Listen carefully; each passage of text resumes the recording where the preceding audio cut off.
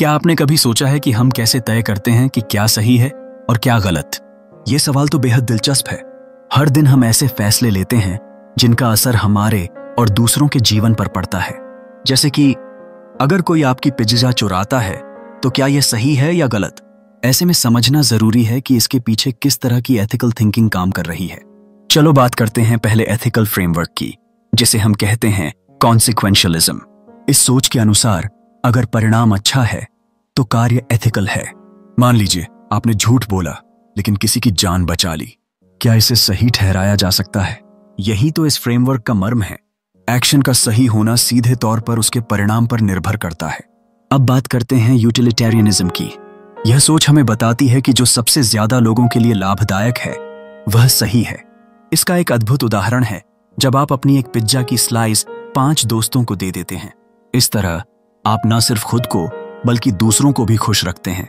उपदेश का जो असली सार है वो यही है कि हमें सामूहिक भलाई के बारे में सोचना चाहिए। फिर आते हैं डियोंटोलॉजिकल एथिक्स पर। इस सोच के अनुसार कानूनी और नैतिक नियमों का पालन करना ही मुख्य है। इसे समझने में मदद करता है कि हमें हमेशा सच बोलना चाहिए, भले ही इसके लिए हमें कुछ भी सहना पड़े। इस दिशा में हमारी जिम्मेदारियां होती हैं जो हमें अपने कार्यों के प्रति जागरूक बनाती हैं। अब बात करते हैं वर्च्यू एथिक्स की, जहां यह ध्यान दिया जाता है कि आप कैसे व्यक्ति हैं। ईमानदारी, दया और बहादुरी जैसे गुण आपको एक अच्छा इंसान बनाते हैं। हर एक क्रिया में अगर आप इन गुणों का पालन करते हैं तो आप नैतिक रूप से महान होते हैं। अंत में ह्यूमन सेंटर्ड एआई का ध्यान रखें। जब हम तकनीक बनाएं तो यह जरूरी है कि वो मानवता के लिए फायदेमंद हो।